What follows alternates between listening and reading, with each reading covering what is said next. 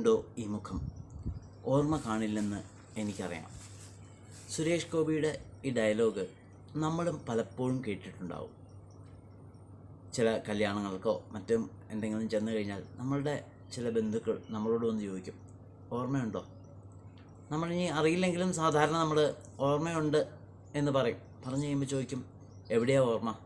നമ്മൾ കുടുങ്ങിപ്പോകുന്ന ചില സന്ദർഭങ്ങളാണിത്. നമുക്കെല്ലാവർക്കും ചിലപ്പോൾ പറ്റുന്ന ഒരു അബദ്ധമാണിത്. എന്നാൽ എല്ലാ സമയത്തും ഇതുപോലെ പറ്റുന്ന ചിലരുണ്ട്. അത് രോഗാവസ്ഥയാണ്. ഓർമ്മക്കുറവെന്ന രോഗം, മറവി രോഗം. നമ്മൾ ചിന്തിച്ചാൽ ഇതിന് പലതരത്തിൽപ്പെട്ട കാരണങ്ങളുണ്ടാവും. ഹോർമോണൽ വ്യതിയാനങ്ങൾ കൊണ്ട്, ന്യൂറോളജിക്കലായിട്ടുള്ള പ്രശ്നങ്ങളുണ്ട്, മാനസികമായോ ശാരീരികമായോ ഉള്ള ആഘാതങ്ങൾ കൊണ്ട് ഒക്കെ മറവി രോഗം സംഭവിക്കാറുണ്ട്. ഇതിനെപ്പറ്റി നമുക്ക് ഒന്ന് പരിശോധിക്കാം.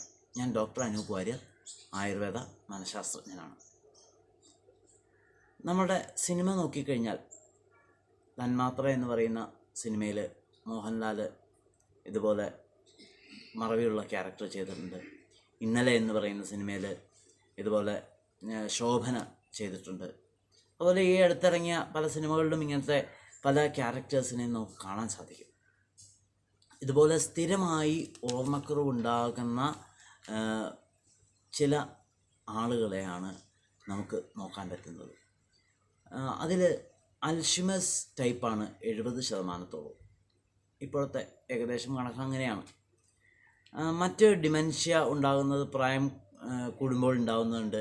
അങ്ങനെ പലതരത്തിൽപ്പെട്ട ഡിമെൻഷ്യയും ഉണ്ടാകുന്നുണ്ട്. ഇതിനെല്ലാത്തിനും നമുക്ക് ചികിത്സ തേടേണ്ടതുണ്ട്. എങ്ങനെയാണ് നമുക്കിതിൽ നിന്ന് മറവി രോഗത്തിൽ നിന്നും മുന്നോട്ട് പോകാൻ പറ്റുക എന്ന് പറയുന്നത് നമുക്ക് ചിന്തിക്കേണ്ടതുണ്ട്.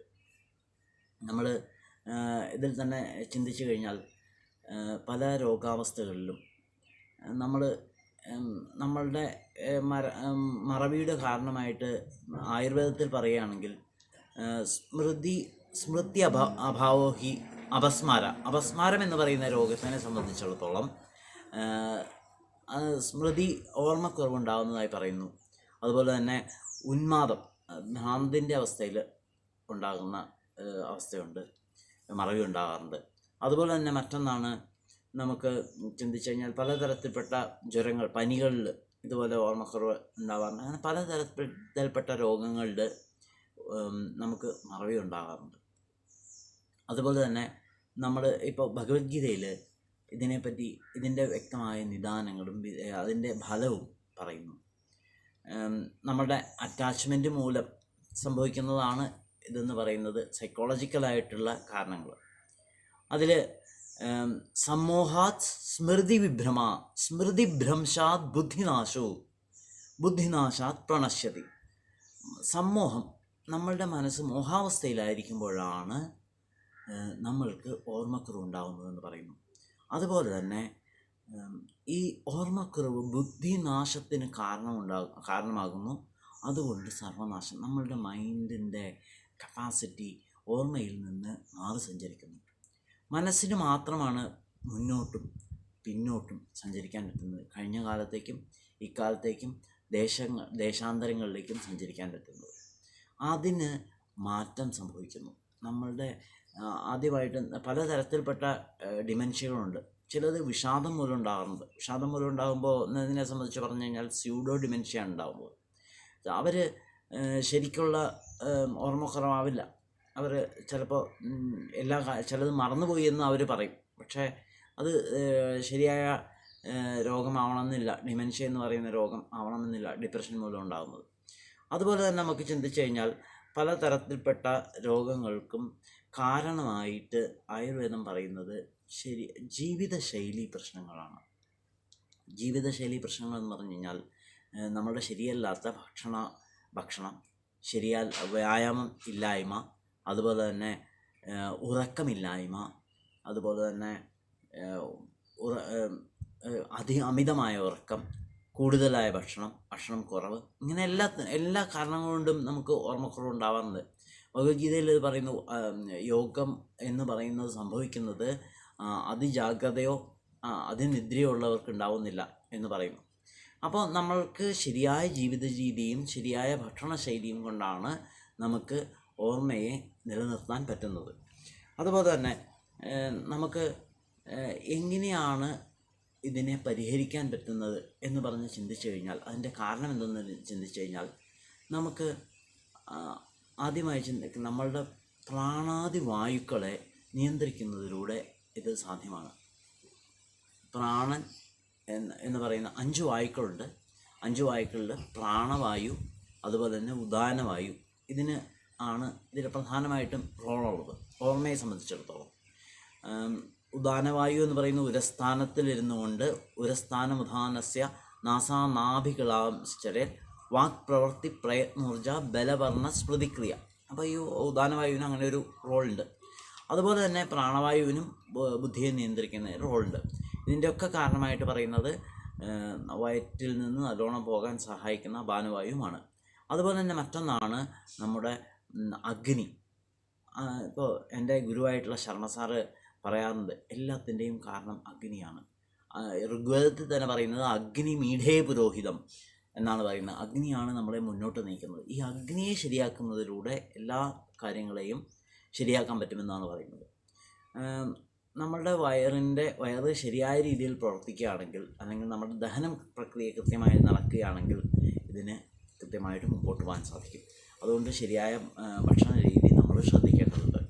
അതുപോലെ തന്നെ മറ്റൊന്നാണ് നമ്മളുടെ ഭക്ഷണ രീതിയെപ്പോലെ തന്നെ നമ്മുടെ വ്യായാമം കൃത്യമായി ചെയ്യുക എന്ന് പറയുന്നത് വേണ്ടതാണ്.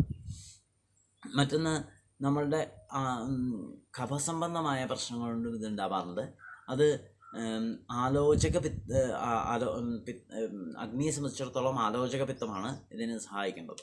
അങ്ങനെ പല കാരണങ്ങളുകൊണ്ടും ഈ ജീവിത ശൈലി പ്രശ്നങ്ങൾ ഉണ്ടാകാറുണ്ട്. അതുപോലെ തന്നെ ഇതിൻ്റെ മറ്റൊരു കാരണമാണ് ഓജസ് എന്ന് പറയുന്നത്. ഓജസ് എന്ന് പറഞ്ഞു കഴിഞ്ഞാൽ നമ്മളുടെ ഓജസ് തേജസ് ധാതുനാം ശുക്ലാന്താനാം പരം സ്മൃതം. അതിൻ്റെ ക്ഷയം കൊണ്ട് നമുക്ക് മറവി രോഗങ്ങൾ ഉണ്ടാവാറുണ്ട്. ഓജസ്സിനെ എങ്ങനെ നമുക്ക് വർദ്ധിപ്പിക്കാം എന്നുള്ളത് നമ്മുടെ കൃത്യമായ ഭക്ഷണ ശൈലി, നമ്മളുടെ പെരുമാറ്റം ഒക്കെയാണ് ഇതിന് നല്ലത്. ഇതിൻ്റെ ചികിത്സയെപ്പറ്റി ചിന്തിക്കുമ്പോഴാണ് ഈ അഗ്നിയെ വർദ്ധിപ്പിക്കുന്ന ചികിത്സകൾ നമ്മൾ പറഞ്ഞത്. അഗ്നിയെ ശരിയായി നിലനിർത്തുക എന്നാണ് അതിന് പറയേണ്ടത്. അതുപോലെ തന്നെ ഈ ഭഗവത്ഗീതയിൽ അഹം വൈശ്വാനരോ ഭൂത്വ പ്രാണിനാം ദേഹമാശ്രയ പ്രാണ അപാന സമായുക്തോ പജാമ്യന്നം ചതുർവിധം. അപ്പോൾ ഈ അഗ്നിയെ ശരിയാക്കണതിന് ഭക്ഷണം നിയന്ത്രിക്കണം. അപ്പോൾ ഇതിന് നമുക്ക് മരുന്ന് കഴിക്കണം. അതുപോലെ തന്നെ രസായനങ്ങൾ, ഈ മരുന്ന് കഴിച്ച് ശരിയായതിനു ശേഷം അല്ലെങ്കിൽ പൂർവ്വ വയസ്സിൽ ചെറുപ്രായത്തിൽ രസായന ക്രിയകൾ നടത്തുന്നതും ഇതിന് നല്ലതാണ്.